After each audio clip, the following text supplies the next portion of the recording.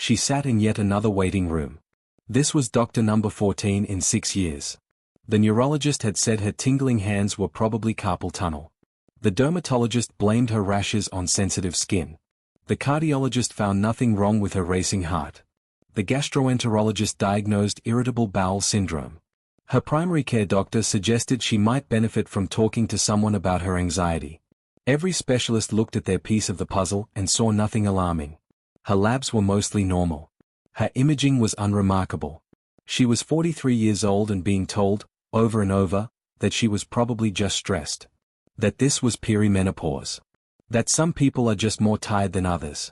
Meanwhile, her immune system was slowly attacking her body from the inside. It had been doing so for years. By the time someone finally tested her for Sjogren's syndrome, she had nerve damage in both feet, chronic inflammation in her lungs, and dental destruction that would require thousands of dollars to repair. 10 years. That is the average time to diagnosis for Sjogren's syndrome. 10 years of being told your symptoms are unrelated. 10 years of feeling like a hypochondriac. 10 years of silent, preventable damage. What you are about to hear are the 7 symptoms that keep people trapped in that decade of dismissal. These are not rare symptoms. They are not unusual presentations.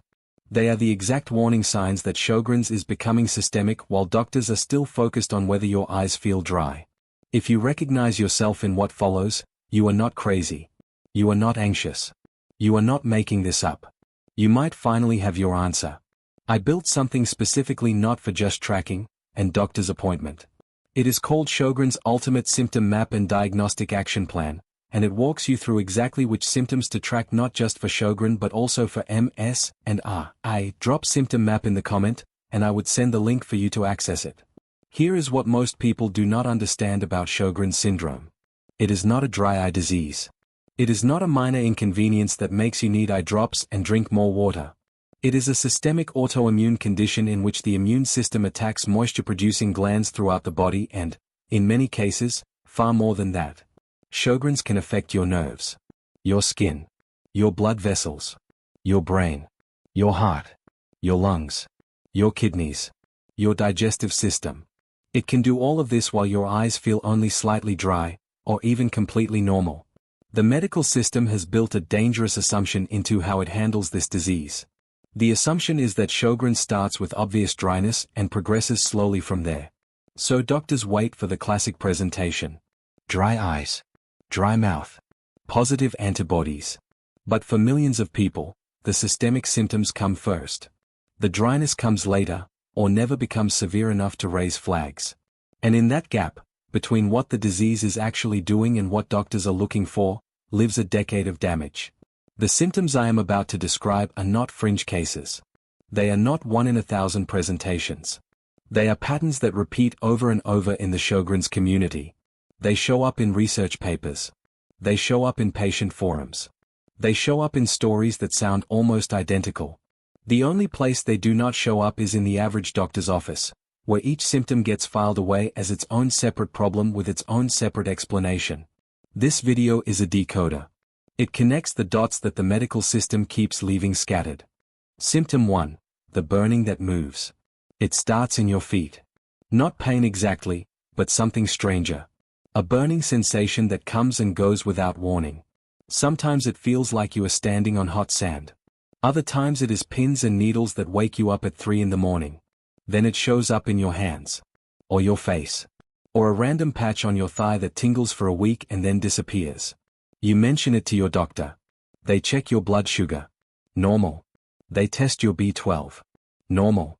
They send you to a neurologist who orders an EMG, which measures the large nerve fibers, and that comes back normal too. So you get a diagnosis of idiopathic neuropathy, which is medical language for nerve pain we cannot explain. Or you get told this is probably anxiety manifesting physically. Or you get a prescription for gabapentin and a suggestion to wait and see. Here is what is actually happening. Sjogren's syndrome causes something called small fiber neuropathy in up to 50% of patients, according to some studies. Small fiber nerves are the thin nerve endings that detect temperature, pain, and light touch. They are also the nerves that standard testing misses completely. A regular EMG only measures large nerve fibers. The small fibers that Sjogren's attacks require a specialized test, usually a skin punch biopsy, that most doctors do not think to order. So the damage is real, measurable, and progressing, but the standard workup says you are fine. This burning that moves through your body is your immune system attacking the tiny nerves in your skin and organs. It is not random. It is not anxiety. It is not something you are imagining because you have been spending too much time on the internet. And here is what makes this symptom particularly important. Small fiber neuropathy often shows up years before the classic sicca symptoms. Years before your eyes feel notably dry. Years before you have enough gland damage to produce a positive lip biopsy. This is your early warning system. It is your body telling you that something autoimmune is happening. And if it gets written off as stress or mystery pain, that warning goes unheard while the damage continues. The progression matters. Left unaddressed, small fiber neuropathy can become large fiber neuropathy. Temporary burning can become permanent numbness. Intermittent symptoms can become constant ones. But when you catch it early, when you identify the autoimmune driver and address it, you can often stop the progression before it reaches that point. Your burning was never just in your head. It was in your nerves. And it was trying to tell you something. Symptom TWO, the fatigue that sleep cannot fix. You sleep 8 hours and wake up exhausted. You sleep 10 hours and feel worse. You have tried better sleep hygiene, magnesium supplements, cutting out caffeine, going to bed earlier, and nothing makes a difference. This is not normal tiredness. This is a bone-deep exhaustion that sits behind your eyes and weighs down your limbs. It is the kind of fatigue that makes you cancel plans you were looking forward to because you simply do not have enough in the tank to show up. You tell your doctor. They run a thyroid panel. Normal. They check your iron. Maybe slightly low but not enough to cause this. They screen for depression, because fatigue is a symptom of depression, and maybe you score a few points on the questionnaire because being this tired all the time is, in fact, depressing. So you leave with a prescription for an antidepressant, or a suggestion to exercise more even though exercise leaves you wiped out for days, or just the vague reassurance that some people have lower energy levels and you should try to manage your stress. Here is what nobody explained to you. Autoimmune fatigue is fundamentally different from regular tiredness. When your immune system is constantly activated, constantly producing inflammation, constantly attacking your own tissue, it drains resources that should be going toward normal daily function. Think of it like running a computer with a virus scanner that never turns off. The virus scanner is working full-time in the background, using up processing power and battery, even when you are just trying to check your email. Everything runs slower because so much energy is being diverted to this ongoing background process. In Sjogrens, that background process is chronic inflammation. Your body is essentially fighting an infection that does not exist, and that fight is exhausting at a cellular level. This is why sleep does not fix it. You are not tired because you did not get enough rest. You are tired because your body is burning through energy faster than you can replenish it. Studies show that fatigue is often the most debilitating symptom of Sjogrens, more impactful on quality of life than the dryness itself. And yet it rarely appears on the diagnostic checklist. Doctors look for dry eyes, dry mouth, positive antibodies. They do not look for the patient who cannot get through a normal day without needing to lie down. This symptom matters because it often appears early, sometimes years before the sicca symptoms become obvious. It matters because it gets misdiagnosed as depression, chronic fatigue syndrome, sleep apnea, hypothyroidism, or simply being out of shape. And it matters because when you finally get proper treatment for the underlying autoimmune inflammation, this crushing fatigue often improves. Not always completely, but enough to get your life back. You were never lazy. You were never weak. You were never failing to try hard enough. Your body was fighting a war you did not know about, and it was losing. Symptom 3, the brain that keeps glitching. You walk into a room and forget why you are there. You search for a word you have used 1,000 times and it simply is not there. You lose the thread of conversations. You read the same paragraph 3 times and none of it sticks. At first you joke about it. Senior moments. Mommy brain. Too much on your plate. Then it gets worse. You miss appointments you wrote down. You forget the name of a coworker you have known for years. You drive somewhere familiar and momentarily cannot remember which turn to take. You mention it to your doctor, and the response is predictable. How old are you? Oh, that is normal for your age. Are you getting enough sleep? Have you been under stress lately? If you push, they might order a cognitive screening. You pass, because this is not dementia. This is something else entirely. Here is what researchers have found. Sjogren's syndrome causes cognitive dysfunction in a significant percentage of patients. This is sometimes called Sjogren's brain fog, but that name minimizes what it actually is. It is inflammation affecting the central nervous system. It is autoimmune activity interfering with normal brain function. The mechanisms are not fully understood, but they likely involve direct immune attack on brain tissue, reduced blood flow from small vessel inflammation, and the downstream effects of chronic systemic inflammation on cognitive processing. In brain imaging studies, Sjogren's patients show differences in white matter compared to healthy controls. These are not imaginary symptoms. They are structural changes that can be measured and documented. And yet, because cognitive dysfunction is not one of the official diagnostic criteria, because it does not show up on the standard checklist of Sjogren's symptoms, it gets blamed on stress, aging, depression, perimenopause, or not sleeping well. This is particularly painful because cognitive symptoms often hit people in the prime of their careers. You are forgetting things at work. You are making mistakes you never used to make. You are starting to doubt your own competence while your doctor tells you this is just what happens when you get older. You are not getting older. You are getting sicker. And there is a difference. When Sjogren's is properly diagnosed and treated, cognitive function often improves. Not always dramatically, but noticeably. The fog lifts somewhat. The word retrieval gets easier. The mental sharpness returns, at least partially. Your brain was not betraying you. Your immune system was. Symptom 4, the skin that nobody can explain. It started with a rash that came and went. Your doctor thought it might be eczema. The cream helped a little but it kept coming back. Then you noticed your skin was getting increasingly dry, but not just dry. Sensitive in ways it never used to be. Products you used for years suddenly caused irritation. The sun bothered you more than it should. You developed strange red patches that looked vaguely like lace patterns on your legs. Maybe you got a rash across your cheeks that someone thought might be lupus, but the lupus test came back negative.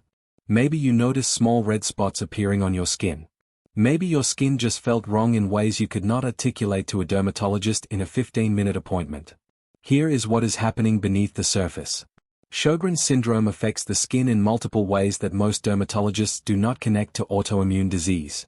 The moisture glands in your skin are often attacked along with the ones in your eyes and mouth. This leads to dry skin that does not respond normally to moisturizers because the problem is not coming from outside. The problem is coming from within. But it goes beyond dryness. Sjogren's causes inflammation in blood vessels, a condition called vasculitis. When small blood vessels in the skin become inflamed, you get those lace-like patterns called livedo reticularis. You get purpura, which are small red or purple spots from blood leaking out of damaged capillaries. You get skin that bruises easily or develops unusual textures. Sjogren's also increases sensitivity to ultraviolet light.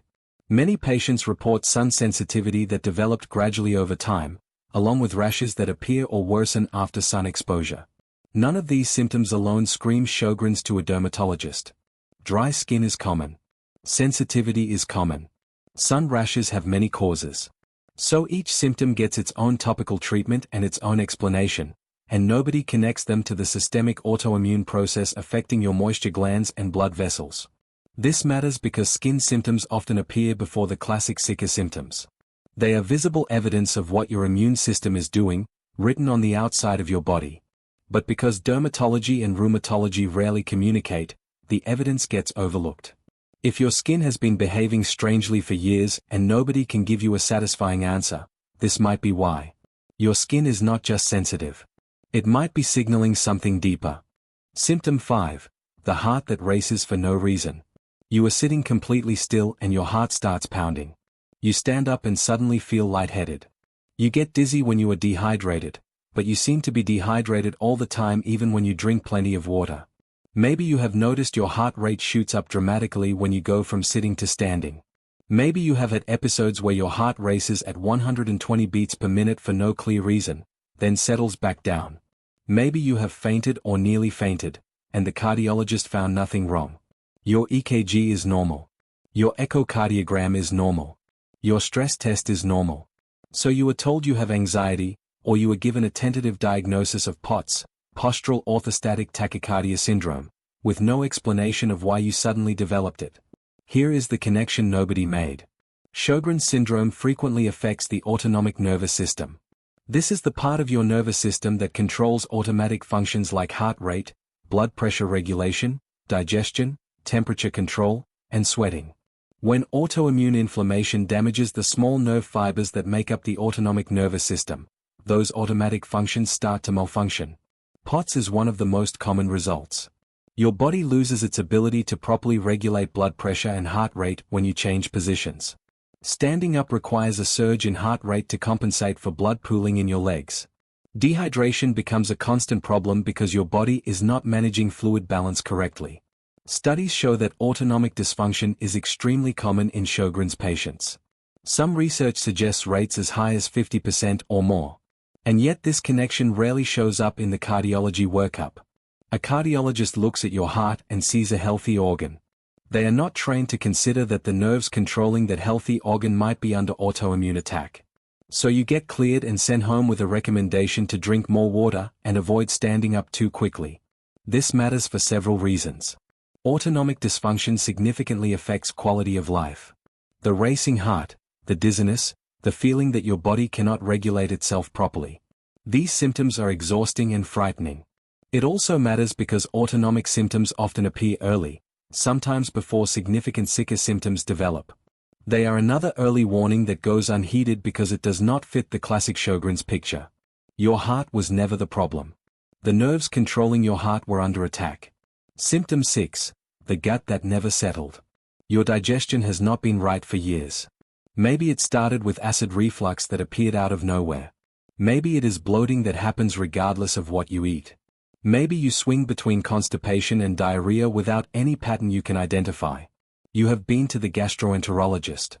They diagnosed irritable bowel syndrome, which is really just a way of saying your gut is irritable and we do not know why. Maybe they scoped you and found nothing structural. Maybe they tested you for celiac disease and it was negative. So you have been managing symptoms. Avoiding trigger foods.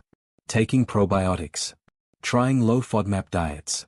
Getting some relief but never real resolution. Here is what IBS often obscures. Sjogren's syndrome affects the digestive system in ways that mimic IBS almost perfectly. The same dryness that affects your eyes and mouth affects the mucous membranes of your digestive tract. You produce less saliva, which means food is not properly broken down before it reaches your stomach. You produce less gastric mucus, which means your stomach lining is more vulnerable to acid. You produce less intestinal mucus, which affects the movement of food through your system. But it goes deeper than dryness. Remember the autonomic nervous system dysfunction from the previous symptom? That same system controls digestion. When the nerves that regulate gut motility are affected by autoimmune inflammation, you get the unpredictable constipation and diarrhea pattern that defines IBS. You get gastroparesis, where your stomach empties too slowly. You get small intestinal bacterial overgrowth from impaired motility. Sjogren's can also cause direct inflammation in the stomach lining, a condition called autoimmune gastritis. This leads to reduced acid production, which paradoxically can cause symptoms that feel like too much acid. It can also impair nutrient absorption, contributing to deficiencies in B12, iron, and other essential nutrients. None of this shows up on a standard IBS workup. Gastroenterologists are not screening for Sjogren's. They are treating the gut as an isolated system rather than considering what autoimmune processes might be affecting multiple systems simultaneously. This matters because digestive symptoms often appear years before classic Sjogren's is diagnosed. That acid reflux that started in your 30s? It might have been the first sign of a systemic disease that would not be identified for another decade. Your gut was trying to tell you something. The specialists just were not listening to the right conversation. Symptom 7. The sleep that never restores. You have tried everything. Better mattresses. Blackout curtains. Blue light blocking glasses. Sleep apps. Melatonin. Prescription sleep aids. Nothing gives you the kind of sleep you remember from before. You used to wake up refreshed. Now you wake up feeling like you never really went under. Your sleep is fragmented. You wake up multiple times during the night. You dream vividly and wake up exhausted from the activity of your own brain. Sleep studies might show nothing specific, or they might show poor sleep architecture without any clear cause. Your doctor tells you this is probably stress, or aging, or the inevitable result of having too much on your mind. Here is what gets missed. Sjogren's syndrome disrupts sleep through multiple mechanisms that standard sleep medicine does not routinely evaluate. The dryness component alone is significant. When your mouth dries out overnight, you wake up. When your eyes become irritated, you wake up. These micro-awakenings fragment your sleep architecture even when you do not remember them. But the autonomic dysfunction plays an even bigger role. The same nervous system problems that cause your heart to race and your digestion to malfunction also affect your sleep regulation. Your body may have trouble moving through proper sleep cycles. Your nervous system may not properly shift from sympathetic to parasympathetic mode when you lie down. Pain from small fiber neuropathy also disrupts sleep. That burning in your feet and hands often worsens at night when you are not distracted by daily activities. Even when you do not wake up fully, the pain pulls you out of deeper sleep stages. And there is increasing research suggesting that Sjogren's directly affects sleep centers in the brain. The same inflammatory processes that cause brain fog may also impair the neurological mechanisms that generate restorative sleep. This creates a vicious cycle. Poor sleep increases inflammation. Increased inflammation worsens Sjogren's symptoms. Worsened symptoms further disrupt sleep. This is why sleep hygiene alone never works. You are not doing anything wrong. Your body is working against you because of an underlying process that nobody has identified.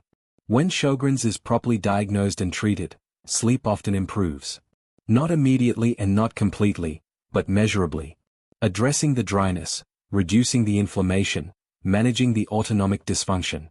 All of these interventions can help break the cycle. You were never bad at sleeping. Your body was in distress and could not rest. Now you see the pattern. Small fiber neuropathy shows up in neurology. Skin symptoms show up in dermatology. Racing heart shows up in cardiology. Digestive issues show up in gastroenterology. Cognitive problems show up in primary care. Sleep issues show up everywhere and nowhere. Each specialist sees their piece. Each specialist finds nothing alarming within their specialty. Each specialist concludes that you are probably just stressed, or aging, or anxious, or a difficult patient who cannot accept that nothing is wrong. Meanwhile, your immune system is attacking multiple systems simultaneously. The evidence is everywhere. It is just scattered across medical records that never talk to each other. This is how Sjogren's becomes systemic before anyone identifies it. The systemic symptoms come first, distributed across the body in ways that no single specialty captures. Then, years later, the sicker symptoms become obvious enough to consider an autoimmune workup. By then, significant damage may have already occurred. The delayed diagnosis is not because Sjogren's is rare. 4 million Americans have this disease, the vast majority of them undiagnosed. It is not because the symptoms are subtle. These symptoms are life-disrupting. The delayed diagnosis happens because the medical system is designed to identify diseases that fit neatly into a single specialty box. Sjogren's does not fit. Sjogren's is not a disease that sits still. It is not a condition that reaches a certain point and stays there. Left unidentified and untreated, the immune attack continues, day after day, month after month, year after year. The damage accumulates silently in the background while you are being told that nothing is wrong. Understanding what happens during those years of delayed diagnosis is essential. Not to frighten you, but to make clear why recognition matters. Why pushing for answers matters. Why refusing to accept dismissal matters. Let me walk you through what unchecked Sjogren's can do over time. The small fiber neuropathy that started as occasional burning in your feet does not necessarily stay small. When the autoimmune attack continues without intervention, it can progress to large fiber neuropathy. This means moving from strange sensations to actual weakness. From burning and tingling to numbness that does not go away. From discomfort to difficulty walking, difficulty gripping objects, difficulty knowing where your feet are in space without looking at them. This progression is not inevitable. But it becomes more likely the longer the underlying autoimmune process goes unaddressed. The nerves that are under constant attack can only hold out for so long. The dry eyes that seem like a minor inconvenience carry their own timeline of damage. Your eyes depend on tears not just for comfort but for protection. The tear film shields your cornea from friction, debris, and infection. When that protection diminishes year after year, the cornea itself becomes vulnerable. Corneal erosions can develop. These are painful breaks in the surface of the eye that feel like something is constantly scratching. Corneal ulcers can form, creating open wounds on the surface of your eye that risk infection and scarring.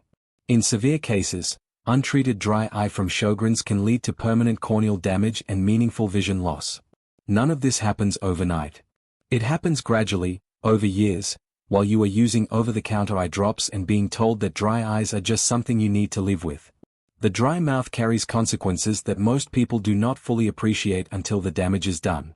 Saliva is not just about comfort. It is a sophisticated protective system for your entire oral cavity. Saliva contains enzymes that begin the digestive process. It contains antibacterial compounds that keep harmful bacteria in check. It maintains the pH balance that protects your tooth enamel from acid erosion. When saliva production drops significantly, this entire protective system fails. Cavities develop rapidly, often at the gum line where they are hardest to treat. Patients with undiagnosed Sjogrens frequently report sudden, catastrophic dental decline. Teeth that were healthy for decades suddenly need root canals. Multiple teeth need crowns in a single year. Some patients lose teeth entirely despite good oral hygiene because the protective environment simply was not there. The financial cost of dental damage from undiagnosed Sjogrens can reach tens of thousands of dollars. More importantly, those teeth do not grow back. The damage is permanent. Beyond the eyes and mouth, Sjogrens can quietly affect internal organs in ways that do not produce obvious symptoms until significant damage has occurred. The lungs are particularly vulnerable. Sjogrens can cause inflammation in the small airways, a condition that develops gradually and may present only as a slight cough or mild shortness of breath during exertion. Over years, this can progress to interstitial lung disease, where scarring develops in the lung tissue and breathing capacity becomes permanently reduced. The kidneys can also be affected. Sjogrens can cause inflammation in the kidney tubules, the small tubes that filter waste from your blood. This can lead to problems with electrolyte balance and, in some cases, kidney stones or impaired kidney function that goes undetected until a routine blood test reveals abnormalities. The liver, the blood vessels, the joints, the muscles. Sjogrens is a systemic disease, which means the entire system is potentially at risk. There is another concern that must be mentioned. Sjogrens patients have a significantly elevated risk of developing non-Hodgkin lymphoma, a cancer of the lymphatic system. The risk is somewhere between 5 and 40 times higher than the general population, depending on the study and the patient population examined. This does not mean that everyone with Sjogrens will develop lymphoma. The vast majority will not. But it does mean that diagnosed patients need ongoing monitoring for warning signs. It means that persistent swollen glands, unexplained fevers, and certain blood test changes need to be taken seriously and investigated. Patients who remain undiagnosed do not receive this monitoring. They do not know to report warning signs. They do not have a medical team watching for changes. They are carrying an elevated risk that nobody told them about because nobody identified the underlying disease. Now consider what changes when Sjogrens is diagnosed early, before significant organ involvement, before years of cumulative damage. Treatment options exist. They are not perfect. There is no cure for Sjogrens and no treatment that works for everyone. But there are medications that can modulate the immune system and reduce the ongoing attack. Hydroxychloroquine, a medication originally developed for malaria, is commonly used in Sjogrens to reduce inflammation and slow disease activity. It does not work for everyone, but for many patients, it reduces fatigue, decreases joint pain, and may help protect against some of the systemic complications. For more aggressive disease, immunosuppressant medications can be employed. Methotrexate, azathioprine, mycophenolate. These medications come with their own risks and monitoring requirements, but they offer real intervention when the immune system is causing serious damage.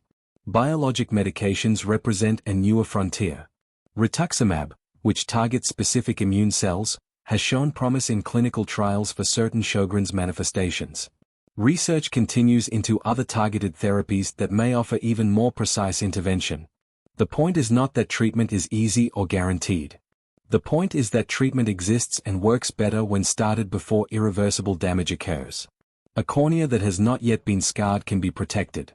A lung that has not yet developed significant fibrosis can be monitored and treated at the first sign of trouble. Nerves that are under attack but still functional may be preserved if the attack is slowed.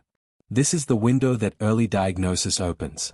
Not a cure, but a chance to intervene before the worst outcomes become inevitable. Beyond the physical treatment options, early diagnosis changes something equally important. It changes your relationship with your own experience. There is a particular kind of suffering that comes from being sick without knowing why. From experiencing real symptoms that doctors cannot explain. From starting to doubt your own perception of reality because everyone around you seems to think you should be fine. This uncertainty is corrosive. It makes you second-guess every symptom. It makes you hesitate to seek care because you expect to be dismissed. It makes you wonder if maybe everyone is right and you really are just anxious, stressed, aging, hormonal, or whatever explanation has been offered most recently. A diagnosis ends that uncertainty.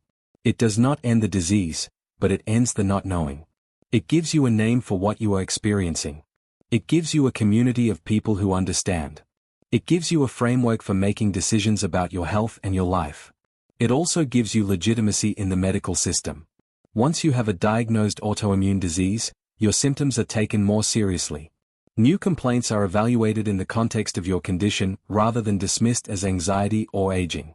You become a patient with a complex chronic illness rather than a hypochondriac looking for attention. This shift in how you are perceived by the medical system is not fair. Your symptoms should have been taken seriously all along, regardless of whether you had a diagnosis. But the reality is that a named condition provides a shield against dismissal that undiagnosed patients do not have. Early diagnosis also gives you answers for the people in your life. Instead of saying you are just tired, you can explain that you have an autoimmune disease that causes fatigue. Instead of declining invitations without explanation, you can help people understand why your energy is limited. Instead of worrying that people think you are lazy or unreliable, you can point to something real and documented. This does not mean everyone will understand or accommodate you perfectly. But it gives you language and legitimacy that make those conversations easier. The average 10-year delay to diagnosis is not just a statistic in a research paper. It is 10 years of your life spent suffering without answers. 10 years of damage that might have been prevented or slowed. 10 years of relationships strained by symptoms that nobody could explain. 10 years of career limitations from fatigue and cognitive dysfunction that got blamed on personal failings. 10 years of medical bills for specialist visits that never identified the root cause. 10 years of prescriptions for medications that treated symptoms without addressing the underlying disease. 10 years is a long time. It is long enough for a child to go from kindergarten to high school. It is long enough for relationships to form and end. It is long enough for careers to stall or shift. It is long enough for damage to accumulate in ways that cannot be fully reversed. Recognizing these symptoms early, whether in yourself or in someone you care about, creates the possibility of a different trajectory. Not a perfect one. Sjogrens remains a chronic illness without a cure. But a trajectory where intervention happens before the worst damage occurs. Where monitoring catches problems while they are still manageable. Where treatment can make a meaningful difference in quality of life and long-term outcomes. The years already lost cannot be recovered. The damage already done cannot always be reversed. But the years ahead can be different. That is why recognition matters. That is why pushing for answers matters. That is why this information needs to reach the people who are still in that decade of dismissal, still being told their symptoms are unrelated, still being gaslit by a system that should have protected them. The pattern is clear. The symptoms are recognizable.